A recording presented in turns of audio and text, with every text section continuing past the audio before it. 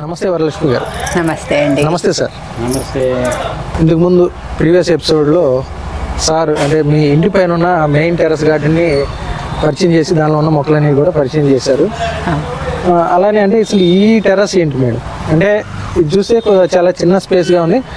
Space చిన్నదే కానీ మొక్కలు చూస్తే మటుకి విస్తృతంగా ఉన్నాయి.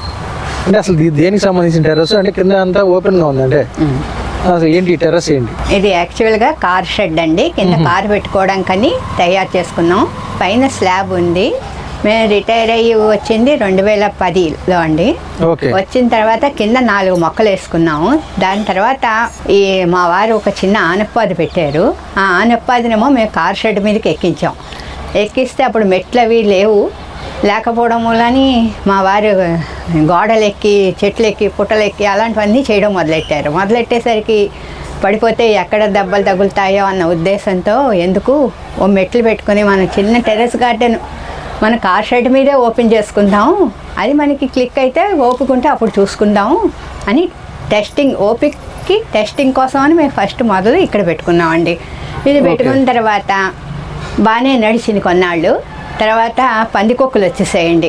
పందికొక్కులు వచ్చేసరికి వాటికి నివారణకి కొంచెం కష్టపడాల్సి వచ్చింది. పందికొక్కులు అయిందా వచ్చేసేవండి. వచ్చేసి మొత్తం మట్టి అంతా తవ్వేసి మొక్కలు పీకేసి కాయలు కొరికేసి ఇలా చాలా ఇబ్బంది పెట్టేయండి. తర్వాత కోతులు బెడద మొదలైతే మళ్ళీ పైన అంతా నెట్ కట్టారండి. అన్నీ ఆయన ఒక్కరే చేసుకుంటారండి.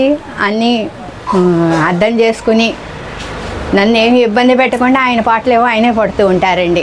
అలాగా మొత్తానికి నెట్ అవి కట్టి అన్నీ చేసుకుని ఇక్కడ అన్నీ సక్సెస్ అయిన తర్వాత అప్పుడు ఇక్కడ బాగుంది, కొంచెం మనం పైకి టెర్రస్ మీదకి వెళ్తే బాగుంటుంది అన్న ఆలోచన వచ్చింది. కానీ ఓపిక సరిపడదా అని చిన్న టెస్ట్ చేసుకుని పైకి వెళ్ళి ఓ 2-3 మొక్కలు పెట్టుకుని ఒక 2-3 నెలలు టెస్ట్ చేసుకుని అప్పుడు పైన గార్డెనింగ్ మొదలెట్టామండి.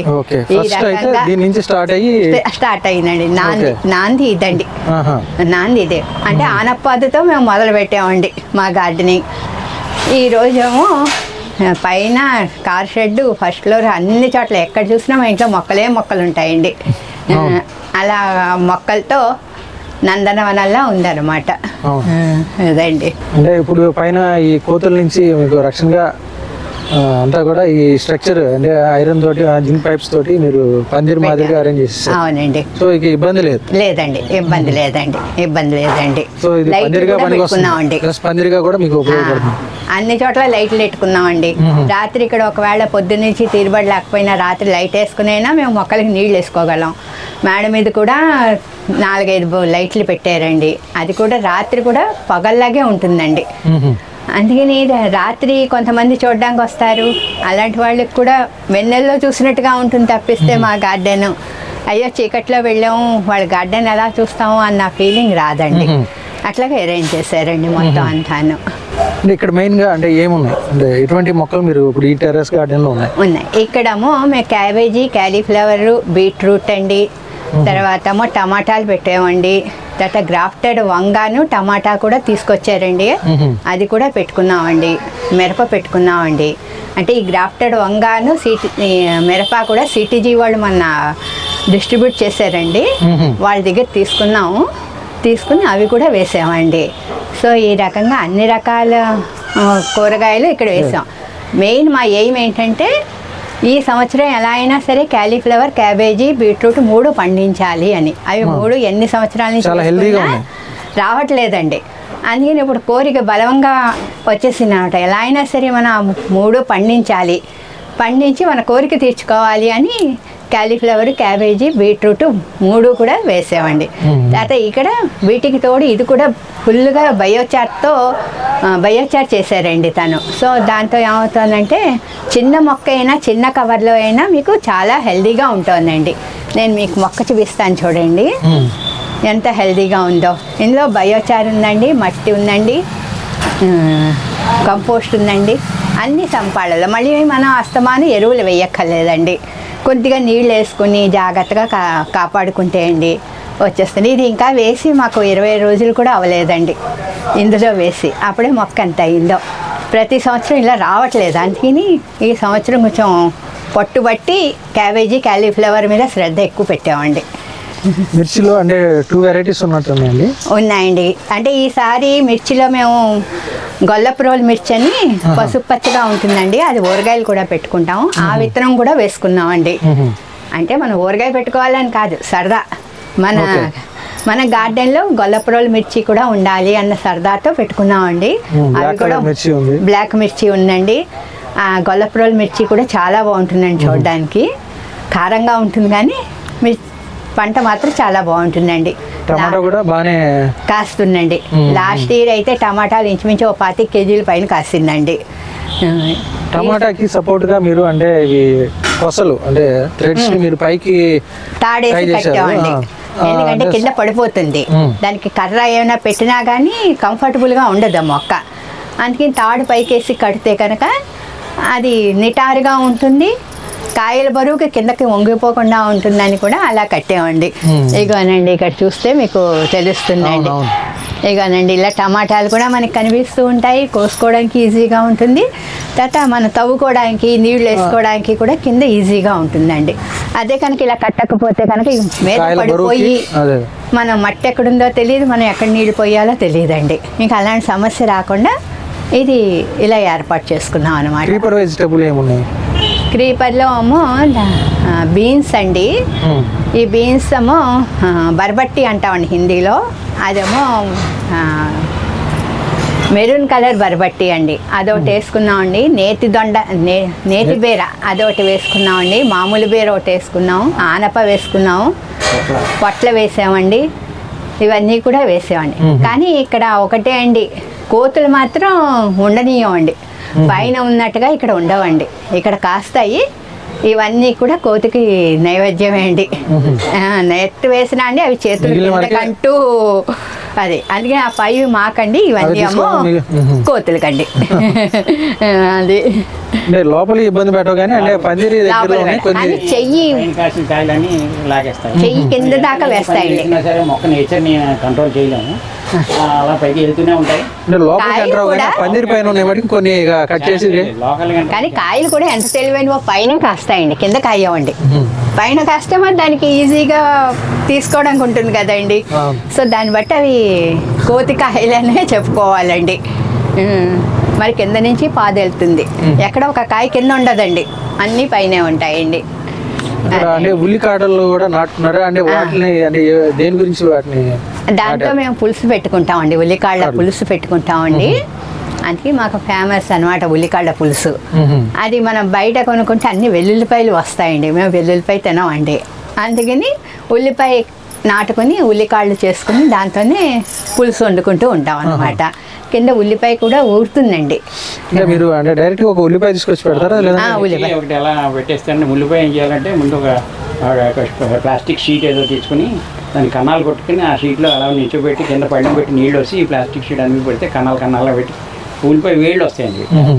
అప్పుడు దాన్ని మీద పెట్టుకుంటే మనకు వచ్చినవి ఇలా డైరెక్ట్గా కూడా పెట్టుకోవచ్చు. ఉల్లిపాయ ఎలా పెడితే అందులో చిన్న చిన్న మొలకల్లా వస్తాయి, అలా ఉల్లిగడ్డలు వస్తాయి. ఇది అప్పుడే 4వ సారి 5వ సారి కొయ్యడం, అలా కోసినప్పుడల్లా మళ్ళీ వస్తుంటాయి, కోసినప్పుడల్లా మళ్ళీ వస్తుంటాయి అండి. మనం అలా కొయ్యకుండా వదిలేస్తే ఉల్లిపాయలు తయారవుతుంది, ఒక్కొక్క దానికి ఒక్కొక్క ఉల్లిపాయ తయారవుతుంది. పెద్ద ఉల్లిపాయ మనం పెట్టిన సీజన్ బట్టి తయారవుతుంది. మనం ఉల్లిపాయలకి కన్నా మనకి ఉల్లి కోళ్ళే మనకి ఫ్రెష్గా ఉంటాయని బాగుంటుంది అని మనం చెప్పాను కదా. మనకి ఏది ఇష్టమో అదే పండించుకుంటాము. ఆ కాన్సెప్ట్లో ఉల్లికోళ్ళే చేసుకుంటాం. మేము మొత్తానికండి పచ్చిమిరపకాయలు కానీ అన్నీ పండించుకుంటున్నాం అండి. పచ్చిమిరపకాయలు, కొత్తిమీర, కరివేపాకు అన్నీ ఇంట్లో అండి. పెట్టుకున్నాం అక్కడ. ఆకుకూరలు పెట్టినప్పుడు వర్షం మూలాన్ని ఆకుకూరలు ఏమున్నాయండి? ఇప్పుడే రీసెంట్ గా సీడ్ వేసినట్టు అంటే ఏమున్నాయండి? 30 daysకి వేసేస్తాను, 20 daysకి. ఈసారి ఇప్పుడు వేసింది ఏంటంటే తోటకూర, గోంగూర, పాలకూర, చుక్కకూర, మెంతికూర, కొత్తిమీర, ఎర్ర తోటకూర, మామూలు తోటకూర అన్నీ వేస్తాను. ఈ వర్షం ఒకసారి పడింది అంటే సార్ అది మొత్తం ఆకుకూరని చచ్చిపోయినట్టే లెక్క. వర్షం పడకూడదండి. అంచేత పోయిన కాటికి పోవడానికి మిగిలిన మొక్కలు ఉంటాయి, మళ్ళీ మనం వేసుకోవడం. మళ్ళీ ఇంకోసారి విత్తనాలు వేసుకుంటే తొందరగా వచ్చేస్తాయండి. మెంతికూర ఉందంటే సరిగ్గా 6-7 daysకి మనం హార్వెస్ట్ చేసేసుకోవచ్చు. మిగతావి కొత్తిమీర ఒకటే కొంచెం టైం పడుతుంది. మిగతావన్నీ ఒక 4 నెలల లోపల మనకి చేతికి వచ్చేస్తాయి. మనకి పెద్దగా ఎరువులే అక్కర్లేదు, ఓన్లీ నైట్రోజన్ వేస్తే సరిపోతుంది. కొత్త చెప్పాను కూడా తీసుకుని వేస్తే ఇంకేం అక్కర్లేదు, వచ్చేస్తుంది. మీకు ఒక తమాషా చెప్పనా అండి, మనకి ఎప్పుడు వర్షాలు కావాలంటే అప్పుడు మా వారు ఆకుకూరలు వేసారంటే వర్షాలు వచ్చేస్తాయండి. అందుకని వర్షం మనకి రావాలి అనుకుంటే మా వారి చేత ఆకుకూరలు వేయిస్తే వేసిన 3వ రోజు వర్షం పడిపోతుందండి. మొత్తం అన్నీ మట్టి కలిసిపోతాయండి. అందుకని ఆయనకి ఆకుకూరలకి వర్షానికి క్లోజ్ రిలేషన్ ఉందన్నమాట. మనకి మిద్దె తోటలో ఉన్న కానీ లేదంటే గార్డెనింగ్లో మనకి పురుగు కానీ తెగులు కానీ ఆశించినప్పుడు ఎటువంటి చర్యలు చేపడుతున్నారు? పురుగు వస్తే కనుక వెంటనే వేప నూనె కొడతారండి. తర్వాత కౌ యూరిన్లో వేప నూనె కలిపి అదే కొడుతూ ఉంటారండి. పేనుబంక పురుగు వస్తూ ఉంటుంది, అంటుకుపోయి ఉంటుంది. దానికేమో గంజి ద్రావణం తయారు చేసి అది కొడతారండి. కొడితే ఆ గంజి ద్రావణానికి అంటుకుపోతుందండి. అంటుకుపోయి అలా పురుగు. అన్నిటికన్నా బెస్ట్ మెథడ్ ఏంటంటే పొద్దున్నే వచ్చి ఒకసారి అన్ని మొక్కలు చూసుకుంటామండి. ఎక్కడైనా పురుగు ఉంటే కనుక మా చేత్తో మేము తీసి బయట పడేస్తామండి. తీసి పడేస్తే అది బెస్ట్ పద్ధతి అండి. ఆ పద్ధతికి 1-2 రోజులు మనం లేట్ అయిపోయామంటే అది బాగా ఎక్కువ అయిపోతుంది. అలాంటప్పుడు వేప నూనె, గంజి ద్రావణం, కౌ యూరిన్ ఇవన్నీ కొడుతూ ఉంటామండి. అంటే మీ మినీ మిద్దె తోటకి అంటే అట్రాక్షన్ లాగా అంటే వచ్చే వారికి స్వాగతం పలికిన విధంగా అంటే ఇక్కడ సన్నజాజి ఉందండి. మళ్ళీ కూడా ఉందా? మళ్ళీ కింద లేదండి, మేడ మీద ఉందండి. ఇక్కడ సన్నజాజి ఉందండి. సన్నజాజి మంచి వాసన ఇస్తూ ఉంటుంది, స్వాగతం పలికినట్టుగా ఉందండి. బోల్డ్ పువ్వులు పూస్తుందండి, చాలా బాగుంటుంది. అది ఎక్కడికక్కడ ఏ గార్డెన్కి ఆ గార్డెన్ పువ్వులు స్వాగతం పలుకుతాయండి. మా కింద గేట్ దగ్గరేమో నందివర్ధనం, పారిజాతం స్వాగతం పలుకుతాయి. ఇక్కడేమో సన్నజాజి, మేడ మీదకి వెళ్తే మల్లెపూలు. అలా మీరు ఈ ఏజ్లో కూడా అంటే ఇంత ఓపిక్గా 2 మిద్దె తోటలని అలానే పెరటి తోటని అది ఏదో చేసామన్నట్టుగా లేదు. అంటే ఒక ఆర్గనైజర్గా చాలా అంటే ఒక డిసిప్లైన్ కనిపిస్తుంది. అంటే మీ గార్డెన్లో ఒక క్రమ పద్ధతిగా మీరు ఈ గార్డెన్ అంతా కూడా డెవలప్ చేశారు. అంటే అసలు ఈ గార్డెన్స్ నుంచి మీకు అంటే ఎటువంటి సంతృప్తి లభిస్తుంది? దీనికి మనం సింపుల్గా ఒక విషయంలో చెప్పాలంటే అండి, గార్డెనింగ్ విషయంలో కాదు, మన జీవితంలో అయినా సరే దేన్ని కూడా అయిష్టత పెంచుకోకూడదండి. ప్రతి దాని మీద అంటే అని కాదు, మనకి కొద్దిగా ఇంట్రెస్ట్ ఉన్న దాని మీద ఇష్టం పెంచుకుంటే ఇష్టమైన దానికి అసలు కష్టం అనే ప్రశ్నే ఉండదన్నమాట. అలాగా ఇష్టపడితే ఏంటంటే మనకి కష్టం తెలియకుండా పనిచేస్తాము. అది ఏంటంటే మనకి ఒక అలవాటుగా మార్చుకోవాలి. అలవాటుగా మార్చుకుంటే ఏది మనకి అసాధ్యం అని మనకి ఏముండదు. అంచేత అలా ఇష్టత పెరుగుతుంది. అంచేత దానికి ఒక మనం నెగిటివ్ వర్డ్ కాదు కానీ ఒక ఎడిక్షన్ కింద కూడా అయిపోతుంది. దానికి కూడా మనకు వయసు రీత్యా మనకి వయసు పడిపోయిందన్న కాదు కానీ మనకు మెచ్యూరిటీ కూడా వస్తూ ఉంటుంది. వయసు పెరుగుతుంది, ఆనందించకు, ఆయుష్ కూడా తగ్గుతుంది అంటారు, అది వేరే విషయం. కానీ మనకి ఈ ఒక ఎడిక్షన్ కింద ఒక అలవాటు కింద మారిపోతే నాకు ఎప్పుడు కష్టం అనిపించలేదు. ఓపిక అన్నది ఈ పిక్చర్లోకి ఎప్పుడు రాలేదు. నాకు ఆవిడకి కూడా ఎప్పుడు మోకాళ్ళ నొప్పులు అలాంటివి కూడా ఏమీ లేవు దేవేంద్ర దయ వల్ల. సో ఈ విధంగా మేము బాగా చేస్తున్నాం. మాకు సంతృప్తి, మా స్వయం తృప్తి కోసమని చేసుకుంటున్నాం. మాకు ఇంత అవసరం కూడా అవసరమా అని అనుకుంటే అంత అవసరం కూడా లేదు. మనకి ఏంటంటే ఓపుకున్నంతకాలం మనం చేసుకోవచ్చు. ఖాళీగా కూర్చుని ఏమి చేసేది ఏమీ లేదు. ఏదోటి మనం సంతృప్తిగా ఉండడం కోసం, హెల్తీగా ఉండడం కోసం, ఆరోగ్యం మనసుగా ప్రశాంతంగా ఉంటే మనకి అంతకన్నా హెల్తీనెస్ ఇంకోటి ఏమీ లేదు. ఓకే సార్, అంటే ఫైనల్గా అంటే ఓవరాల్గా చూస్తే అంటే మీ మిద్దె తోటలు కానీ, మీకున్న ఈ 2 మిద్దె తోటలు కానీ, మీ పెరటి తోట కానీ మీరిద్దరూ కలిసి అంటే చాలా అద్భుతంగా తీర్చిదిద్దారని చెప్పాలి.